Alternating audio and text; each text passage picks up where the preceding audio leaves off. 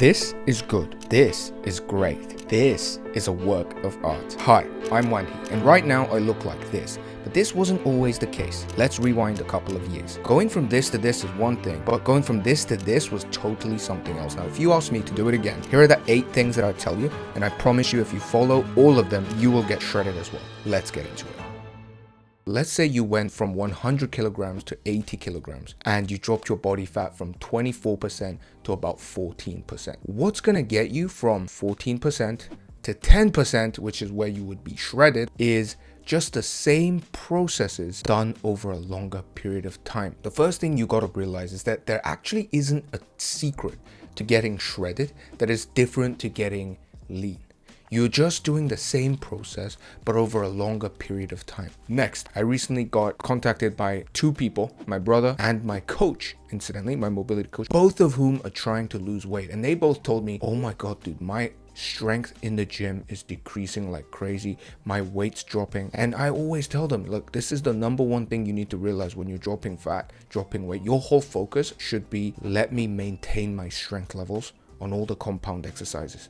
It's okay if they drop a little bit, especially when you drop to that really low body fat percentage, but ideally you want to keep that strength level maintained, or even better, you want to be getting stronger as you drop your weight. If you do this and you're getting stronger on the chin-ups, the incline bench, the shoulder presses, the squats, the deadlifts, the rows, let's say you're getting stronger on these exercises as your weight on the scale is going down, this is the top sign that you're gonna get shredded. Most people, because they want to lose fat, they immediately internalize that as, let me train harder in the gym, do more sets, more reps. If I squeeze in that much more, then I'm gonna lose that much more fat. That's not how it works. The fat loss that you want when you want to get shredded is gonna come from all the other things that we talk about, and you just want to focus on maintaining or even gaining strength. Next, I've talked about walking a lot on this channel, but I'm gonna keep saying it. I'm gonna keep saying it because you're not doing it. You're watching this. Are you doing it?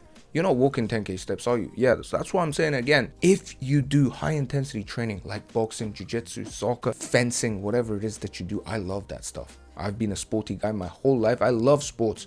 But do you know what happened when I was playing football 3 hours a day, every day? I still had belly fat, because what happens after football? You get super hungry, so you eat truckloads of fried chicken, of pizza, of whatever the hell you see, you just devour it. Whereas if you walk at a slow pace like a pregnant woman with a dog, then you're not gonna get that huge hunger spike. You're not gonna eat too much.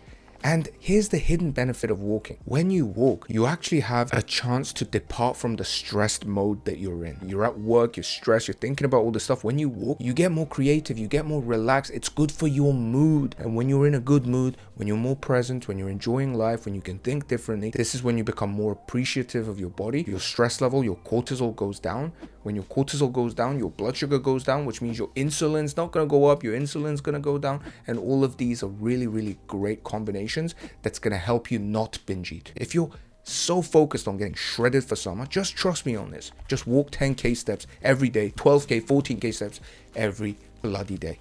Next, I live on carbs. I'm Asian, I'm Korean. We have breakfast rice bowls. But carbs is essentially glucose and sugar. The sugary foods and carbs basically spike your blood sugar and insulin, which inhibits leptin signaling to the brain, which is the hormone that tells you you're full. So what happens when you eat a bowl of pasta? You feel like you can eat 3 bowls of pasta, right? What happens when you take that first pizza slice? You can finish the whole pizza. This doesn't happen when you have steak, because proteins and fats just fill you up until you're good, and then you're done. Nobody ever binge eats like a healthy steak. It's carbs and sugar that shuts down your ability to control your portion size. So if you're wanting to get shredded, what's a good thing to do?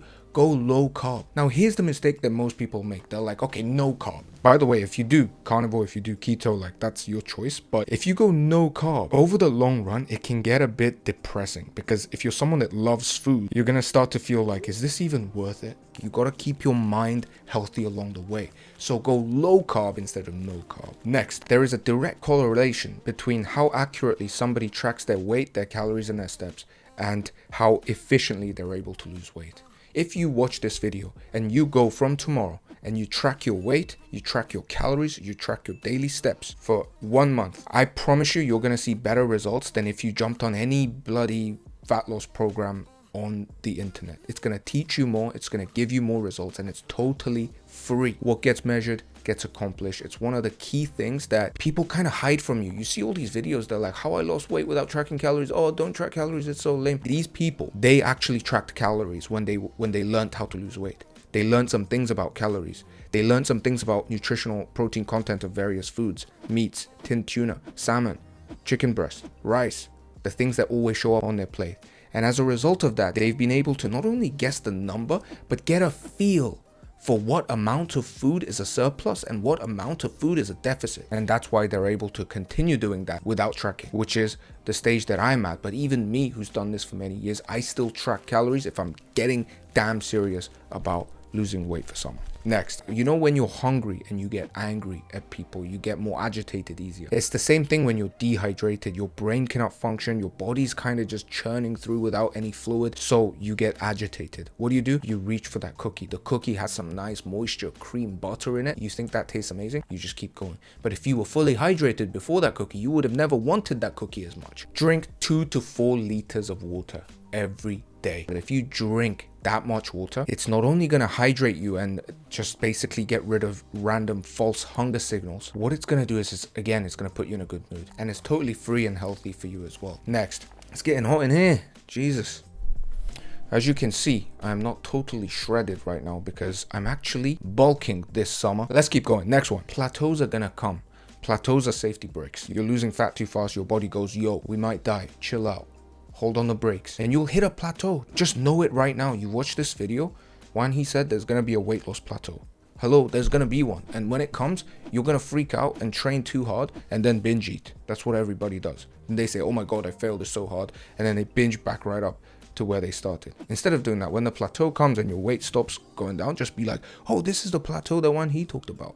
Okay, cool. And then what do? You replenish rather than regret. You're gonna eat a little bit more at some point during the plateau, just after it, before it, you're gonna eat a little more, and think of that as replenishing your body rather than regretting what you just did, because you do really need to replenish your body so that they can keep going on the fat loss journey. Let me give you a perfect analogy for this. You know Formula One. Maybe you watch Formula One and the car is driving and it goes faster and faster as the fuel tank gets lighter and lighter, right? Because the car's light without the fuel. So it's zapping around and it's super fast, it's losing weight, it's super fast, it's going well, but then it hits a plateau, which is when there is no more fuel to keep the car going. So what do? You need to go to a pit stop, right? You go to a pit stop, you get refueled, you change your tires, you get kind of refreshed. And what happens? That's replenishing the car, and the car gets fatter. The car gets a little bit heavier, but that little bit heaviness allows it to keep doing what it's doing, which is the fat loss, which is the zapping around.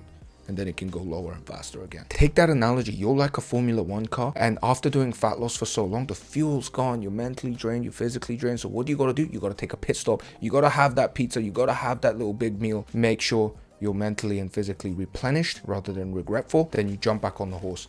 Boom. Your plateau will be gone in no time. Next, let's be perfectly honest. If you're not a bodybuilder competition guy, if you're not one of these people that use performance enhancing drugs and all this kind of stuff, then you are like a normal guy like me. And this is pretty normal shape. I'm not shredded. I'm not 9% body fat. For most of the year, you're going to be around this, like 12, 13, 14% body fat. And that's normal. That's healthy. That's what keeps your testosterone healthy. It's just a good level to be at. But every so often, when you want to get leaner, when you want to get that six pack, when you want to be shredded on the beach, you might drop to 10%. And honestly, when I'm getting lean, I enjoy the process. I'm like, my face is going to look better. It's going to look more chiseled. My abs are going to show. My arms are going to have more definition. Everything just looks better. It's enjoyable. I kind of like being in that fasted, like deficit feeling. So I actually really enjoy it because I'm just activating all those things that I talked about previously. Notice how that's going to help me continue it, start it and continue it sustainably, as opposed to someone that even before they go on the fat loss, they're like, oh my God, I'm going to have to go and die again. Just understand that you're not going to be shredded all year. And you don't want to be shredded all year for health reasons. So enjoy the cutting process. And one way you're going to enjoy it is if you're not doing it alone, right? You're just having chicken breast just alone in your house, just hating your life. If you have a gym buddy, if you have a friend to do it with them. If you don't have that and you want my guidance and you want to be part of a community of people that are using minimalist training to become lean and aesthetic, check out the link below and join my community where I jump on calls with you. I coach you through not just how to lose fat, but what to do when the fat loss fails and you plateau and you start bouncing back and everything. So if that interests you, check out the link below. If not, that's totally cool. Share it with a friend who wants to get beach lean, and I'll see you in the next video.